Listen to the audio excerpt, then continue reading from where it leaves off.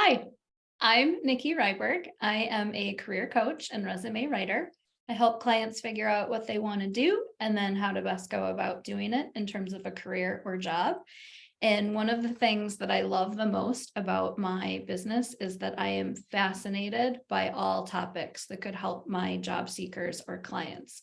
And so, probably a couple months ago, I was at a networking event and I met the lovely Cheryl Gregory, and she mentioned she's a patience expert. So, a little bit about Cheryl.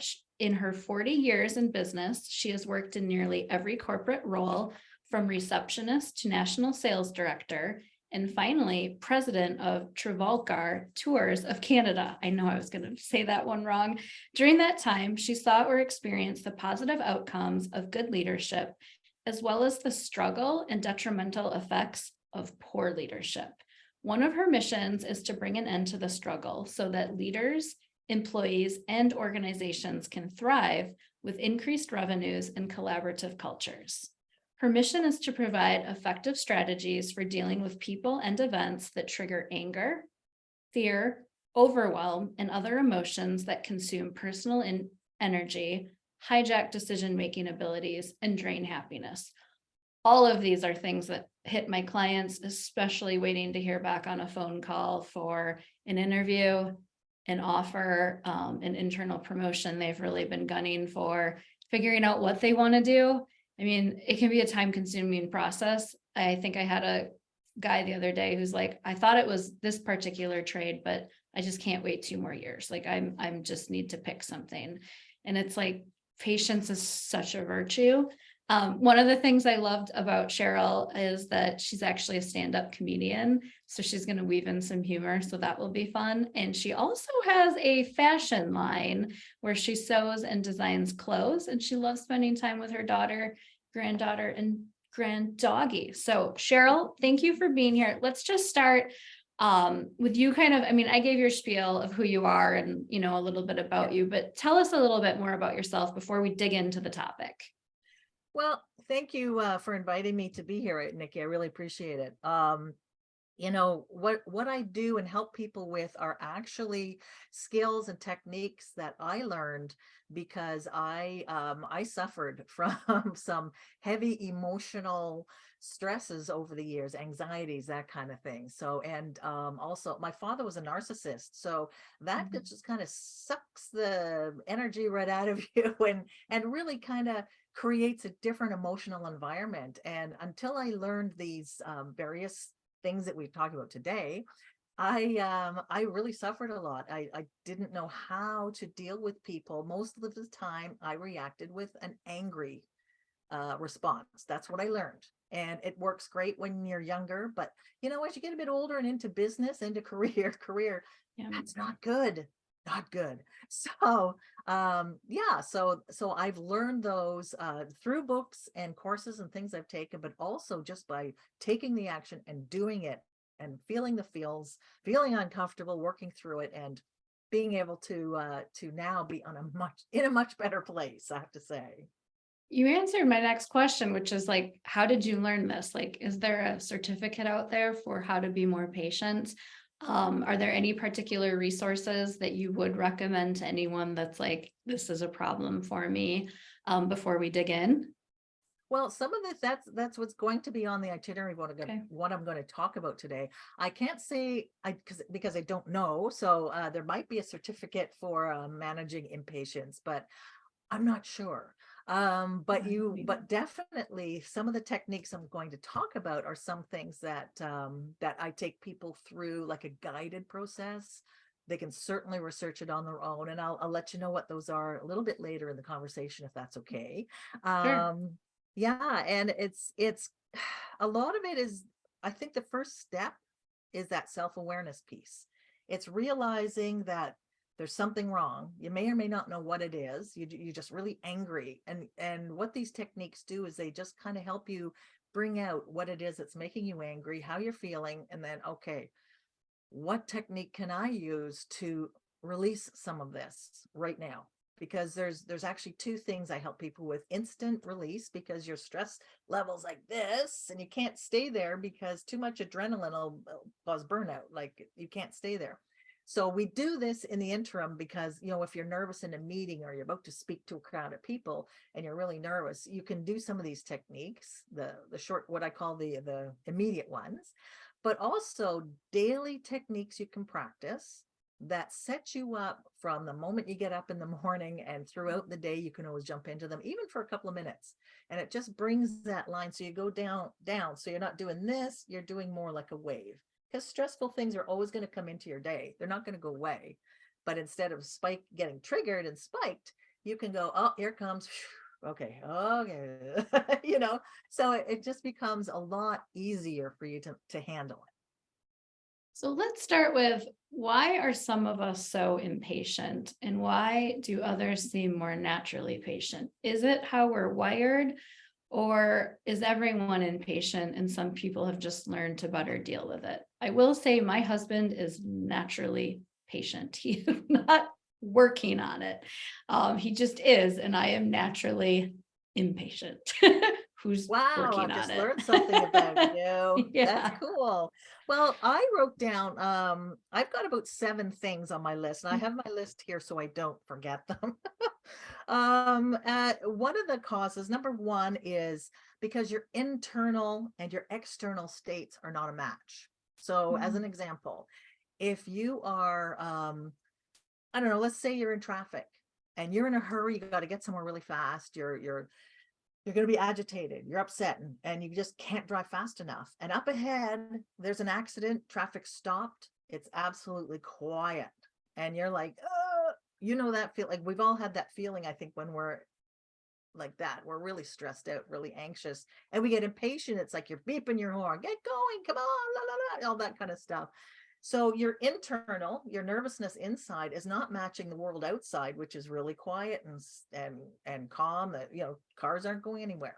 Now, on the other hand, if you are calm, if you've created a place of being calm, then it's not going to matter that the traffic stop. You're going to be okay. Oh, what can I do about this? I can't change the traffic, but I can pick up and call my appointment and tell them I'm stuck here in traffic, I'm going to be late, or shall we reschedule? You can think better, because the amygdala puts you in that fight, flight, or freeze state, and you can't think properly. And you react like in ways that are just not productive. What So the internal, about, external sorry, state, yeah. let's weave in an example though. So like a lot of my clients, this is about job and careers. And so something I hear over and over is like, yeah, that's all fine and good, but like I have to pay my mortgage. Like I need to pay my like there's like a sense of like urgency, unlike many other things they deal with in their life. So curious on that, when like the stakes are high. Okay, so they're feeling, one of the other points about the pressures that are either they're imposing on themselves or other people are imposing, whether it's a time pressure, financial pressure, Mhm, peer pressure, or like a higher authority pressure, mhm. putting pressure on you. So it's an external thing. So here's the thing about energy. If you are wired and you are uptight and your mindset is, oh my God, is this job coming through? Isn't it coming through? What's going on? I don't know what's happening. The brain, like the mind, the thoughts that fire through the brain are unbelievable. So to calm them down is in your favor. So does it Mhm. get the job faster? Maybe not immediately, but what it does is it takes that, again, the amygdala thing, the fight flight thing, it calms it down so that your frontal lobe, where all the logical thinking happens and good decision making takes place, you can start to think, okay, I need X number of dollars by May 1st or whatever. So you can then start to think, what can I do in the interim to get Mm. some money to be able to put towards the rent or the mortgage or whatever the issue is, right? So you're able to think and become more creative, make better decisions, maybe make a few phone calls, as opposed to being in that static place where it's like, because that gets you nowhere, but it just creates an energy of absolute zero productivity and zero results. And I'm convinced that that energy doesn't help. Like it comes across in an interview, it comes across in networking. Where I really see networking go awry is when people do have kind of that negative energy and they're like, help me now. Like I needed this yesterday. And it's like, Right, it's right. like a golf game. It is like the slowest process to find a job is networking, unless you've been building it and curating it for years. And Yep. nobody likes to hear that. Yes. But you And do there's a, bring some of that. And so it's so yes. true that like you can think, oh, I'll just skip this part because I have this enormous urgency. But the reality is it does you a disservice. It does. And there's this little sort of whiff of desperation that you carry with you when you're in that zone. You're hyped, right? Not to say Mhm. that you shouldn't care at all or whatever, Right. but Right. that's not the issue. But yeah, if someone thinks that you're kind of desperate, there's like they're doing this, they're Yeah. feeling it already. Yep. So that's, yeah, so that's good. And the other thing too is it could be part of your personality traits, your innate personality. So you mentioned that you're more impatient than Yep. your husband. I mean, that's kind of, I don't want to say it's your DNA, but it's just part of who you are. Yeah. Now, personality characteristics and personality traits are not permanent. They can be changed a bit. It doesn't mean that you're going to change from let's say, a super impatient person to a really relaxed person. No, but through some of these things that we're going to talk about today, you can at least notice when the impatience is rising, and you can go, okay, this is what we can do to calm it down. So, you can just manipulate some of that energy in your favor. What else? The result. Oh, this is a biggie. When your results don't meet your expectations, that is huge. And we get into like instant gratification, what you think you deserve versus what you're getting. And of course, we're in that world of everything happening fast, right? So everyone's So fast. expecting something fast. And just I mean, I joke about what's his name, Jeff Foxworthy, when he talks about, you might be a redneck if, I don't know if you're familiar with him, but Mm-mm. I thought one of the demonstrations I can use for someone who's impatient in a meeting is, you might be impatient if you're in a meeting and someone's taking too long to get the point across and you have a clicker pen. And that, because that's what will happen. So it's like, yeah, impatient people will sit there, hurry up, get that point across. Come on, come on, come on, come on, come on, let's go. Whereas a patient person will just sit there and listen and just roll with the roll with the time. Do So you so yeah, so always give stick pens, don't give clicker pens. do you ever think that today's society has led people to be more impatient? Because on the one hand, I can go out and order an oven on Amazon in 2 minutes. My son can go add, 100 friends to Snapchat, but then things like weight loss, finding a job, health, we haven't, you can't go on Amazon and be like, resume here, job here, I'll take it. So I'm curious, like, if as we've gotten more accustomed to that in our lives, is that how does that impact things? Oh yeah, I mean, technology has, as wonderful as technology is, it's also has created some issues on its own. I mean, take the person who might be under a time frame, a time deadline rather, and they're working on their computer and they want an answer now.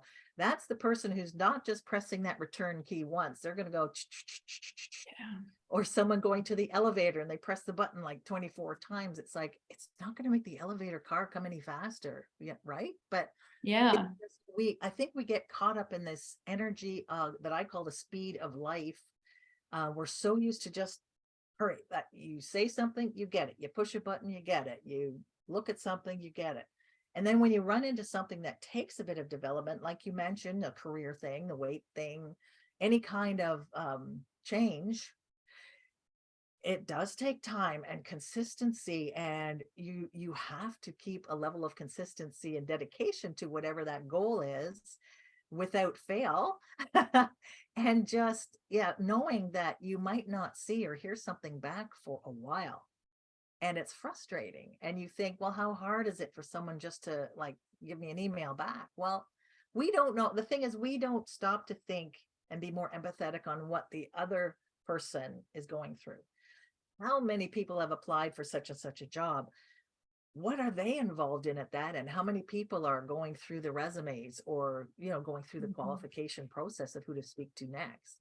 We don't know what they're going through, so it's like you kind of have to go shh, you know and So it's worth taking the time. It's easy to say, I know. yeah, that's just it. So like a lot of folks I think can identify I'm very impatient. This is hard for me. What do I do about it? And I always joke, well, if I had a magic answer for that, I wouldn't be here. I'd be a millionaire living on my yachts because, we would have figured out that secret. So what do people do to become more patient? Well, I think the one of the things is, just educating yourself on what might be happening, that awareness piece that I mentioned earlier. So first of all, the awareness piece is to, let's start with recognizing impatience. What are the signs? So because I believe that if you become aware of something, you can do something about it. And I'm a big believer that knowledge isn't power until you put action with it. So you could know a whole lot of things, but if you don't do something, you're not going to get a reaction. So first of all, look at yourself, and like when you get impatient, I've got like 8 different things here listed. One of the things is irritability and frustration. I think that goes without saying. Most people feel that way. But you might take impulsive actions that aren't going to work well in your favor. You kind of lose a bit of attention. You stop sort of paying attention to important details. So you might start making mistakes that might lead to failure, which then goes around this cycle and causes stress and leads you back into impatience again because you want to fix it. It can be wicked. That one can be really wicked. You might have poor interaction with others, going back to that meeting where you start interrupting people or finishing their sentences or assuming what they're doing, what they're saying, or what their meaning is, as opposed to asking questions, having a conversation, staying calm, not having that air or that swift of desperation. Mhm. Um, Lower productivity, because sometimes people rush through things. They want to get through it, skip steps. They just want to finish it. Just get to the end. What's the answer? Let's go. And then, there's another one about getting caught up in what I call the energy of achievement, aka addiction to the done button. Or, okay, just one more thing. So you're so busy trying to get achievement and getting things done, you're really losing focus on what's happening in the present. So in your conversations with the potential person who's going to hire you, or company that's going to hire you, you might miss the opportunity to ask some really good questions that, they've just said something, but you're in your own head so much that you're not listening, and you're not picking up on some really interesting conversation you can have. So you're missing the good stuff, so you need to acknowledge and celebrate and enjoy some of the wins along the way. So if you have a good conversation with this person, or you pick something up interesting that you can talk about later with this person about your career, it would be really beneficial to try to keep that calmness about you and use some of these techniques. I love So that. that's how you recognize. One book that I really like is Atomic Habits. I think it's by James Cleary. I don't know, don't quote me, but if anyone who's watching this wants to Google that book, I think it does a really good job of breaking down to Yeah, focus on the process instead of the end results, which I think yeah, would be helpful for anyone going through a career, job search, or any like thing where it feels like there's a huge sense of urgency. It's like, let's break down the processes. exactly.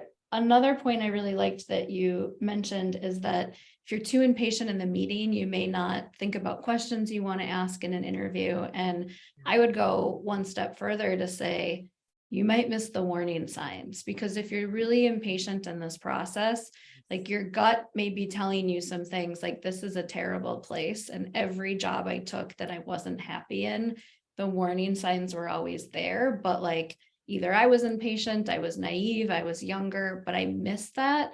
And so the worst thing that I hate to have happen to folks is that they go through all of this work and process, and then they're like, oh, shoot, it was there, but I just didn't realize it. So it's another Yeah. like added reason to really slow down and remember how important it is.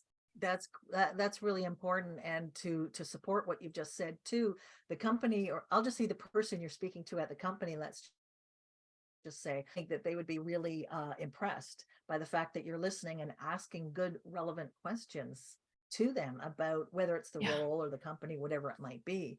So definitely, the and on that too, one of the points I wanted to bring up was mismatch of core values, and you touched Mm, on that a little bit. You know, if the company you're talking to has core values like this and your core values are like this, then it looks like you could probably do very well together. But if your core values are this and theirs are this, it's like it doesn't match, it doesn't work. So um, I made a mistake in my life exactly with that, um, because I took a job because it paid more. I wanted more money, so I went and I got a job, and they paid more. I hated it. I hated it. I hated it.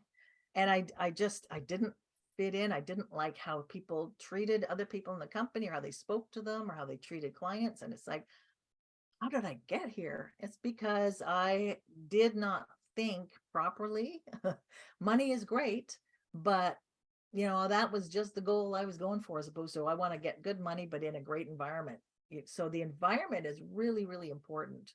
And that's where your core values come in. So I wanted to throw that in because I that's think that's really, so true, and curious on this one, because one thing that I have a lot of empathy for is clients who are older. I think technically 40 is when, age discrimination lawsuits can begin, but yeah. really clients in their like 50s, late 50s, early 60s, and they're not done working yet, whether because they can't or they don't want to. I definitely find that they rightfully can be a little nervous about the company not having the right values for them, but sometimes they haven't had any other action going on. So curious about when there's things that are really out of your control, but the reality is that's a real thing. Like, It what is. advice there? Because that's a It really is. hard situation to say, pay more, like be more patient, because it's like it could be another like 12 months before you get an interview. I mean, there's things you can do and things I coach them on, but there are certain realities like there, like if you, let's say you were in the print industry and print's kind of dying, like it's a lot harder to make that transition after 25 plus years. So curious there what you have to say, Cheryl, before we kind of get into more of your techniques. Sure, no problem. I mean, you know, one thing that's really, really true is you cannot control what other people think. You can't control the world around you. All you can do is control yourself and control your emotions, which is where I live all the time. And so, you know, thank goodness we have the diversity and inclusivity. I'll get it out yet. Inclusivity actions that are happening now in job hiring, because I think that will probably increase a person's chance, regardless of age, gender, race, all of those things. So that's a help. But I think with someone like that, when you're getting older, there's a bit of a mindset switch. If you've been in like one industry for a really, really long time, well, let's take the print industry as an Yeah. example. Well, everything's going digital, so you might want to, even it might be begrudgingly, get educated on the digital industry. What sort of, you know, you can talk to people, you can find people, thank goodness, on Facebook, LinkedIn, whatever. You can go down to a print shop, and in the digital prints, the digital industry, digital marketing, and talk, see if you can talk to them, get some time to chat and just see, you know, this is my position. I would love to be employed in this industry. What kind of steps would you suggest I take? Most people want to help. Most, they Mhm. may not hire you directly, but most people No. want to help other people, and they might know someone. So get out and network for sure. Get in that networking world and start meeting people. And job searches are, to me, it's more of a face-to-face hunt than anything else. Because again, with technology, a job can come up on, say, LinkedIn, and hundreds, thousands of people could Yep. throw in a job, you know, their resume or whatever, which you know, how do you pick amongst that, right? Yeah. So to me, because I remember hiring, I looked more at a person's attitude. They didn't necessarily have to have direct industry experience to be considered. I like if they have initiative, if they can think on their feet, what have you done in your life that, and I would tie it in Mhm. with something that related to the job role that I was interviewing for. So yeah, nothing, age was never a factor. Nothing was a factor for me. It's this, you can What have kind all of kinds of grad disease degrees. steps can people do to stay patient when they're facing that situation? Because I feel like all of those things can sound good, but if you're the one holding the health insurance and like your wife has cancer and like there are just like so many things that come up and it's like you can tell people this advice and I can too, but it's like when they're really facing it and it's hard, what are some things they can do to really help with being more patient on things they can't control, especially when the stakes are high, both Yeah, immediate and long term. Because no sure. one really gets into that. Like they talk about it, but it always feels kind of high level and superficial to me. So I love how can Absolutely. we help them? Because it's so Absolutely. hard. And it is hard. And the problem is when emotions get involved, it Mhm. elevates everything. Whether it's impatience, frustration, anger, depression, whatever, it just starts to pile up. So my job is to help show people a few things that they can reduce that. I'm going to go into a couple of 4 different areas now, to take some action to help reduce those feelings, either in the short term, as I mentioned before, when they're spiking in the moment, but also things you can do, like daily practices that start to keep you calm so you Mm, can think straight, you can think more clearly and take actions that are more productive to okay. help you out in that, in whatever your situation might be. Mhm. So I call them, I guess, relief strategies. There's 4 main relief strategies that I want to talk about. One is emotional. I'll come back to them in a moment, but emotional, mental or cognitive, physical, and sensory. So, I think a couple of things that are pretty common you might hear repeated through some of these strategies is like breathing. We've all heard about breathing exercises, getting out in nature. Um, I think music is huge, but I know that sometimes, especially if you're in work or in an office, some things are kind of challenging to do.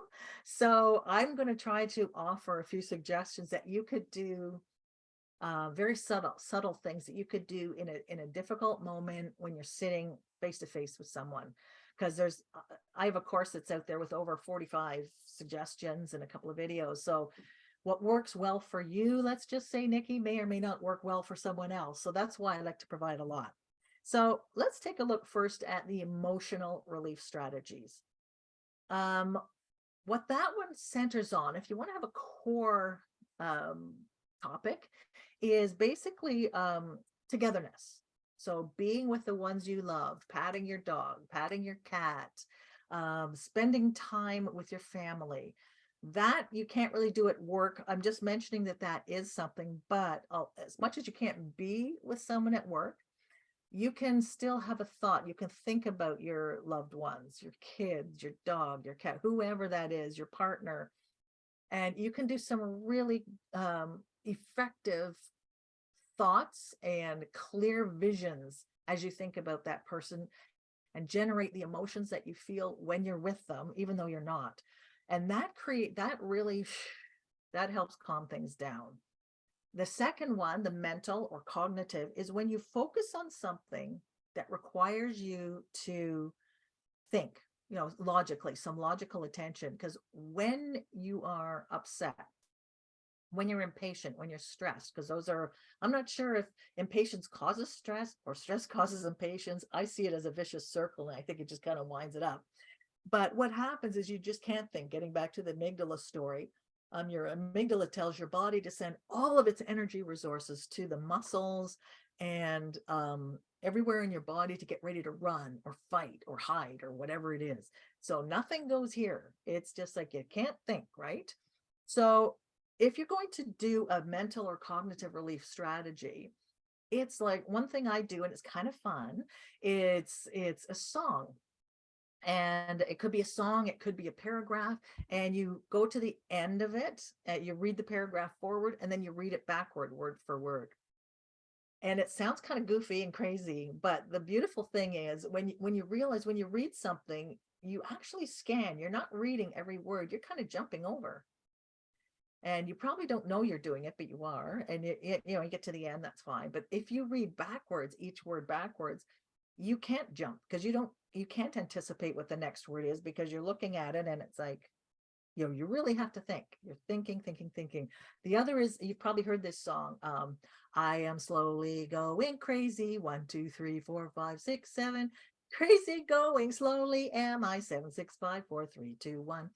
Simple song, really silly. You get a crowd of people singing it and you go faster, faster, faster.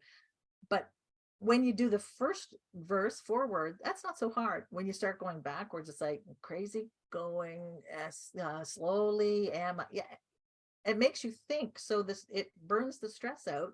You're not impatient anymore. You're not thinking of that's not even in your mind because you're thinking of all these things going backwards. Crossword Okay. puzzles or something else to give Let me another challenge example. you there. I'm curious there because I know some of my clients, they're thinking, give me a break.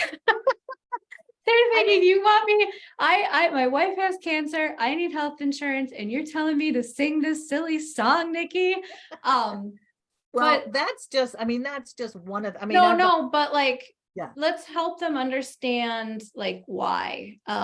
Because or how do people find what works for them? Because we all have such different personality types. I could that's see right. that song working really well for some of my clients. For Sure. other folks, I'm like, no. But so I'm just so curious, like I Well, could see some of them rolling their eyes on that. So I want to see what else you have to say on it. Cause I'm just like, yeah, I can see a few of them being like, yeah, maybe if my boss is bothering me, that's like helpful. But what do I do when like I got another rejection and unemployment's running out? Like I just, okay. Yeah. yeah, I'm curious there. Like when the stakes are high, I feel like what do people do? Because some of the advice folks give feels so cliche when their emotions are high. And I know you can say regulate the emotions and all of Yeah. that, but Yeah. let's say they're working on that and they're still just like, I'm such a wreck. Well, that's like we've just talked about two of them. I'll go through a couple more. And I said a bit earlier, what works for one person isn't going to work for someone else. And I agree with you that singing that song isn't going to work for someone. Someone who's kind of in a different mindset isn't going to do that. That's fine. Like there's tons of different things. Get physical, get moving, burn that adrenaline off that's tied up with that anger, and then, or anger, the impatience, the frustration, because then you can think, okay, I'm really having a problem. My partner is really, really ill. I'm under a lot of stress. So when you get rid of or reduce, I won't say get rid of, but reduce that stress, you're in a frame of mind that lets you think, well, what kind of government agency can I call? What kind of medical advice can I find that might help my partner? What kind of support can I get from my bank to help me cover the financial costs that we're running into? That type of thing may have to come into it, but you're better equipped to do that when you get that diffusion, that stress diffused, if that makes any sense. Um, Maybe you need to go beyond what I have. And I have no problem with saying, hey, get to a professional, get some professional help to help you work through this. And they're going to get you talking with and you're going to basically talk and lift off what you're going through. They may or may not be able to help you with any other thing. But I mean, if it's really affecting you in a way that's getting dangerous, then sure, get professional help. But if you can do some of these things to help alleviate some of that stress, then I think you're in a better position to think clearly and find more creative solutions for getting help, asking for help. I mean, that's one of the things when you get into like that's one of the emotional things. Ask for help. People love to help other people. And when you're dealing with some of these stresses, sometimes you feel like you're all alone in the world and there's nobody there to help you. But there is, and you have to ask people sometimes for some help. And, at least if you're asking people in the right areas, I really think these people could get some help. You can't change the condition of your partner. You can't change anything that's happening in this moment. But by getting frustrated and getting impatient and trying to push it, you're not doing yourself or your partner or anyone else any favors by, trying to push something you don't even know what you're pushing, really. Because the last thing is sensory, by sensory, I mean like things that you can do that, I call it me time, that deal with the senses. And one of the things I do, I'm a certified EFT practitioner. EFT is emotional freedom technique. It's tapping, and it's not the dancing tapping. It's something else, because our body has different medians, energy medians in our body. So between our inner eyebrow, our temples here, under the eye, under the nose, the chin, collarbone, under the arms, look like a monkey here, and then on the top of our head. That's something I do every single morning. I just spend a minute or two just doing that, and my whole day goes, I feel ready for my day. But when you are peaked, and that was actually the first thing I learned, which is why I wanted to get certified. When I was freaking out over 20 years ago about stuff, I could not even think straight. I couldn't put two and two together.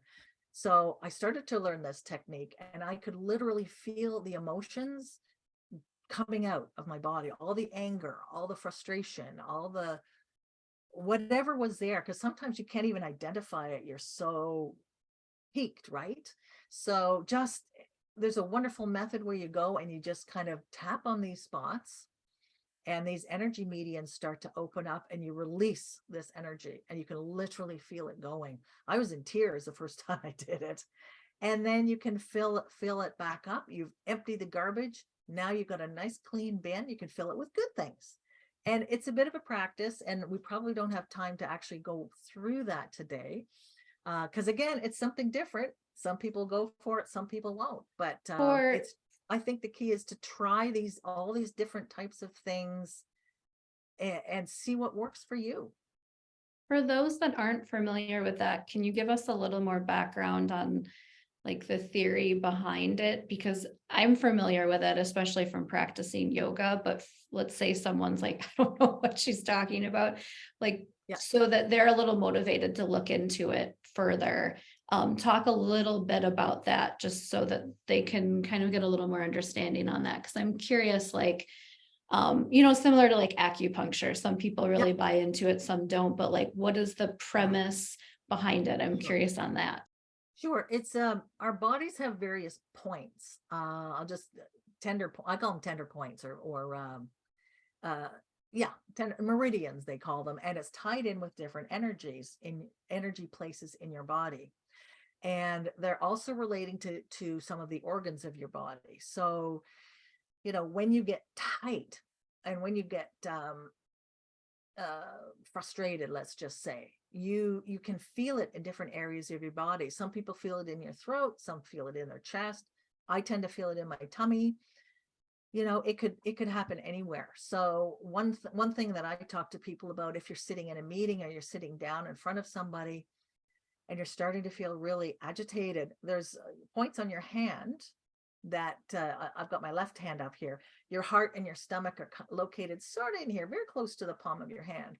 So if you're feeling kind of agitated, you can literally go in. I take my knuckles and I just go in and do a little circle here. I'll just show you open-handed.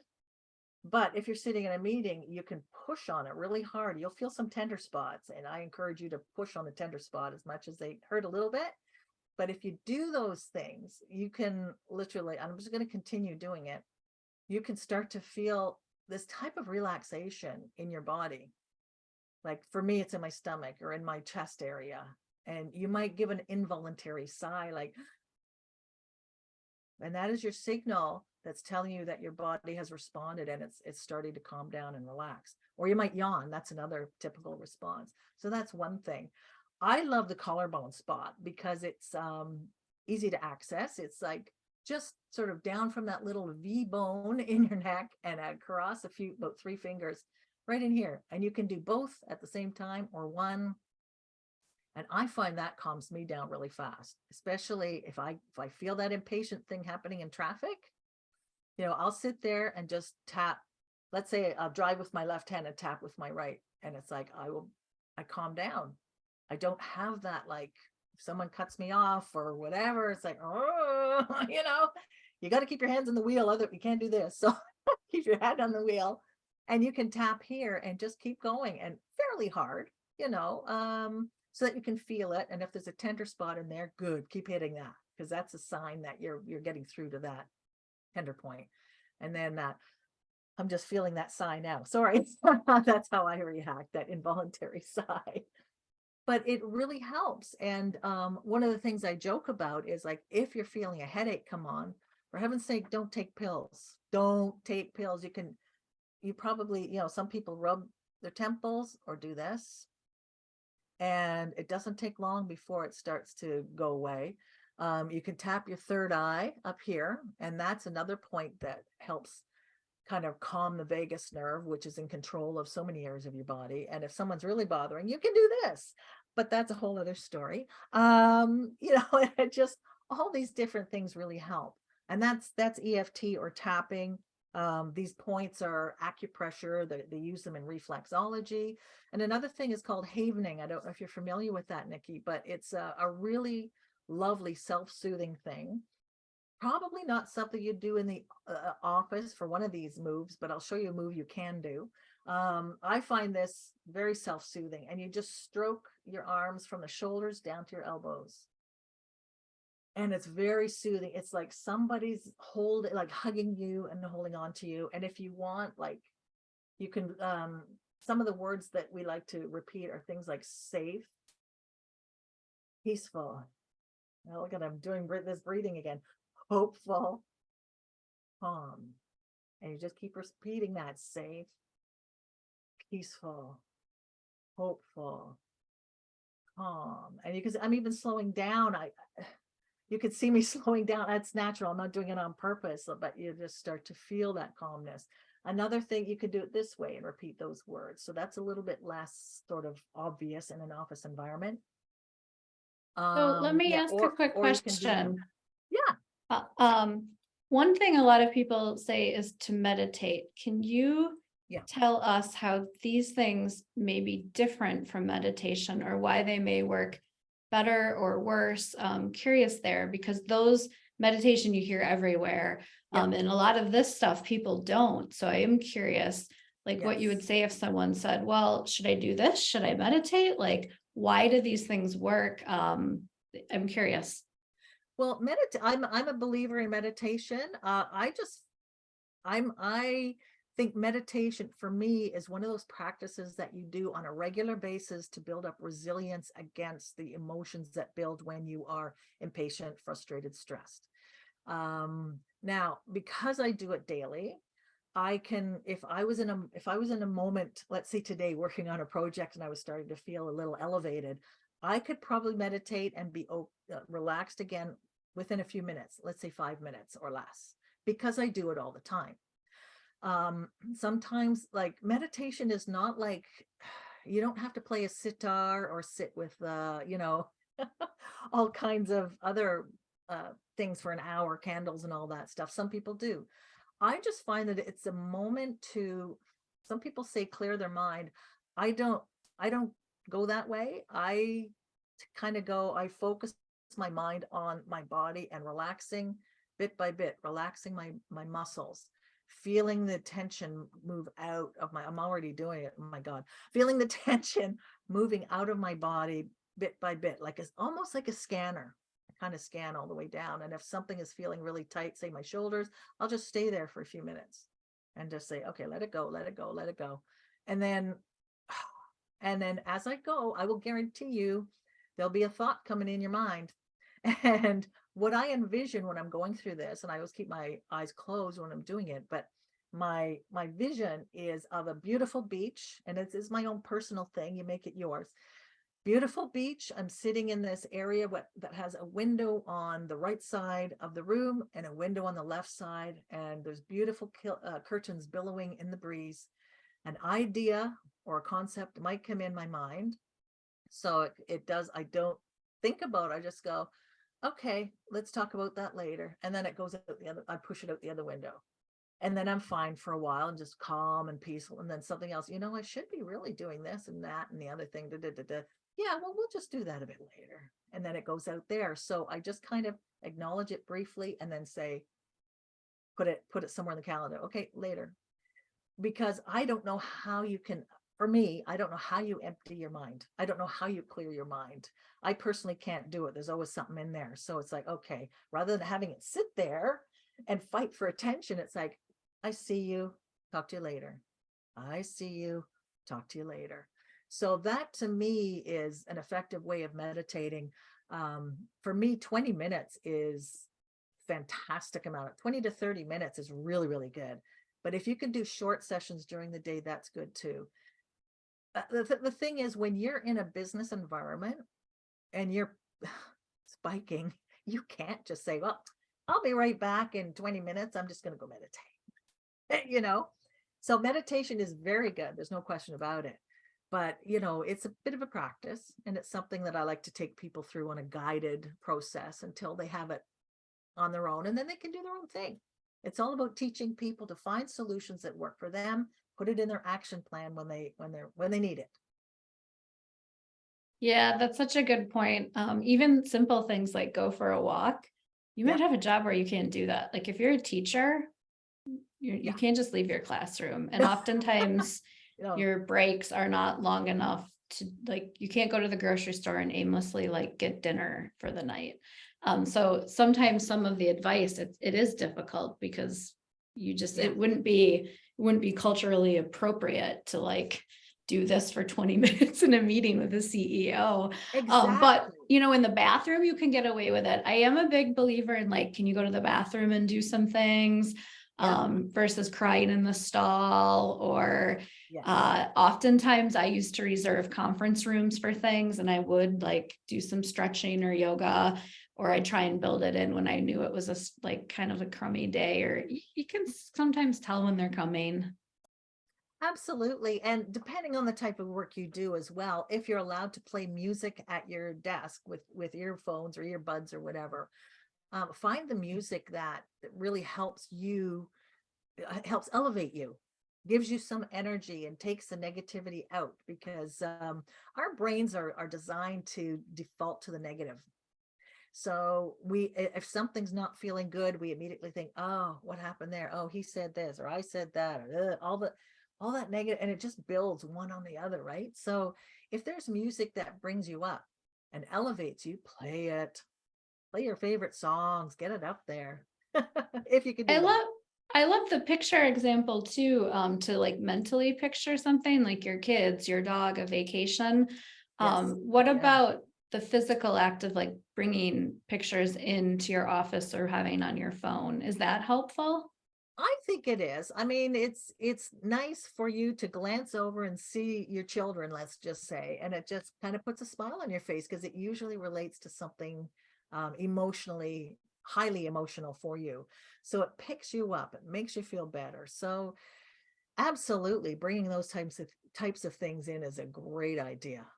Listening to nature sounds, again, going back to the music, but listening to rain or the ocean waves, things like that, it's very calming. You'll find yourself breathing in time with the waves at some point.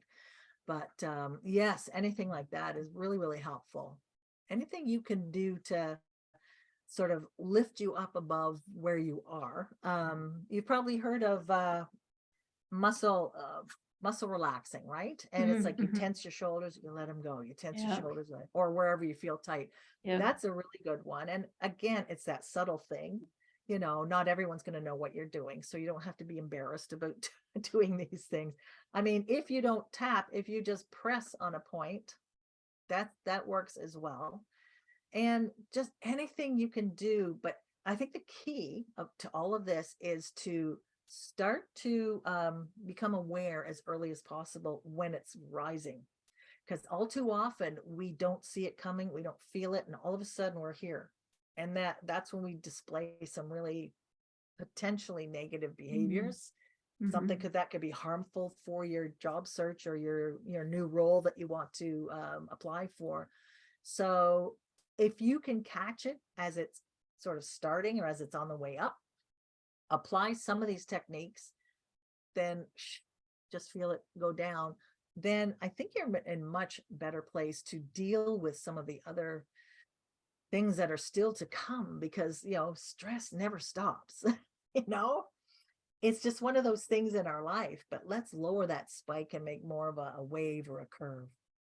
So as we wind up here, Cheryl, you had mentioned before you had like 45 different techniques. Obviously, in an hour, we can't capture everything on how to be more patient. So how do people find you and get access to the techniques and some of the things you have to offer? Tell us a little bit about that. Sure. I have a mini course on my website that goes through, there's 3 modules, but it gives education as well as this actionable strategies that people can take. So, because I like people to understand what's going on in your brain and what's going on in your body and why it's happening. And then these techniques, then, because all these different points relate to the points in your body that are being effective, you can literally put an end to the fear of burnout. So it's 3 modules about self-awareness. I call it the stress whisperer, or stress whispering techniques that help you tame those tigers, right? Tame those triggers. So it's 3 modules. There's quite a bit of information. I go through all the different, those 4 main relief strategies, and then I've got, I think, 4 bonus videos in there that I literally take people through the steps so that they can practice it with me. And once they apply for the course, once they get the course, they can, of course, access it anytime they want and use those things when they want, and start practicing and see what works for them. I'm always interested in what works for each person, because it's always different. It's not always the same technique that people go into. But yeah, try them all out. Try them out. See what feels good. Let's end on this one. I'm curious, what would you say is your biggest success story where you've seen a client really use this and make changes in their life or career that they may not have had otherwise? Wow. Okay. Um, I think, oh wow, which one shall I pick? Okay, I It'll help think it's, motivate people that might be dragging their feet on doing the work. So that's why it's like, let's remind them where they can get. that's really good. And a lot, I'm just trying to think of one that ties in with impatience as well, because that's kind of what we're looking at here. And yeah, it's someone that I worked with a few years ago. She was my client, and she's been in her role for a while. Same company, kind of the same role. She may have moved from department to department, whatever. And she wants to expand. She wants to move up in the company, because she knows what she's doing backwards and forwards.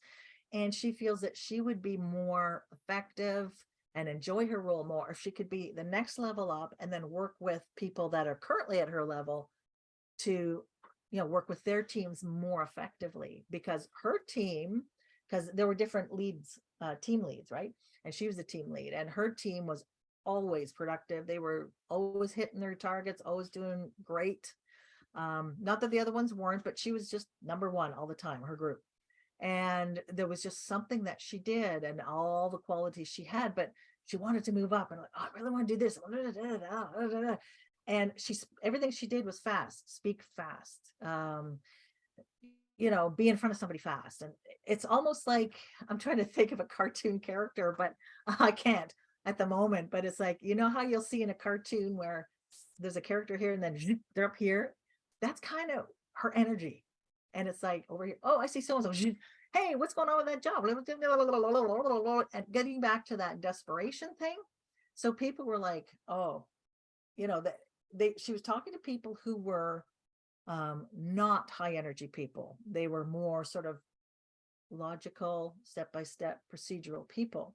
So we talked a little bit about it, and I recommended some ideas that her personality would be better off talking to that person in a lower energy, a little bit slower. Give them some facts, give them stats that you've produced, give them information. And I could see that she was kind of twitching, because that's not her thing, right? But I said, be patient. I'll work with you on it. Let's do this, because they're step-by-step people. Let's work on a step-by-step. program to help you speak their language, so to speak, and get into their energy level and get them to trust that you can do it. I mean, obviously you're creating good results here, but they also have to feel comfortable in recommending you for the role because their name's on it. So you gotta, you know, there's a few steps, and she just thought it was like, well, I just have to talk to them and they'll make a decision. No, no. It's a little few more steps in between. So once we laid out kind of here's reality and these are some of the steps you could take to get there, let's work on this, getting back to that book, right? Atomic Habits. Stop, small things, small steps, break it down. Let's start with this. Then once that's done, let's move to that. And so as much as she was still like the engine was still kind of pumping, when we sat down and she started to see that, oh, I've got that step done, that's great. And she's anxious to get to the next one. She kind of rushed it a bit, but it's like, okay, what might be missing? Is everything there that you need? So I was slowing her down, but not in sort of I wasn't punishing her. You know what I mean? It's just like getting her to think a little bit differently. And it helped her in other ways after that, because she could then start those little small steps, atomic, moves the same way. So she started to learn to calm down. And I was telling her about all these things. When you're feeling anxious, do this, or she liked this one. She really liked that one, or this is another one. There's another one on your baby finger. I mean, there's all kinds of tons of things you can do. So when she started to feel what she said, she got agitated because I just wanted to happen. I wanted, okay, what is your chosen technique? Oh, okay, I'll do that. I'll do this. I'll do this. I'll do this. And then, okay, now that you're calmed down, let's look at the next step. And it taught her, I guess I coached her really into helping her coach herself, because when I'm not there, you still need to be able to do this. So I like to coach people in how to coach themselves over time, so that when they run into it, they know what to do. So she got the job, by the way, eventually. Yeah, that's awesome. Well, Yeah. thank you so much for your time today, Cheryl. I really appreciate it. Oh, How can thanks. people get a hold of you later? Let them know where to best find you. Sure. My email is cheryl@cherylgregory.com. And my website is cherylgregory.com. And if you go to cherylgregory.com/shop, you'll find that stress whispering course in there. If you're interested, that's great. Sign on up. If you have any questions, there's a contact form on my site. I'm really open to hearing anything anybody has to say, any questions you might have. So thanks for Awesome. attending. Thank you so much. Thanks, Nikki. It's been a pleasure. I really enjoyed that today. Thanks so much.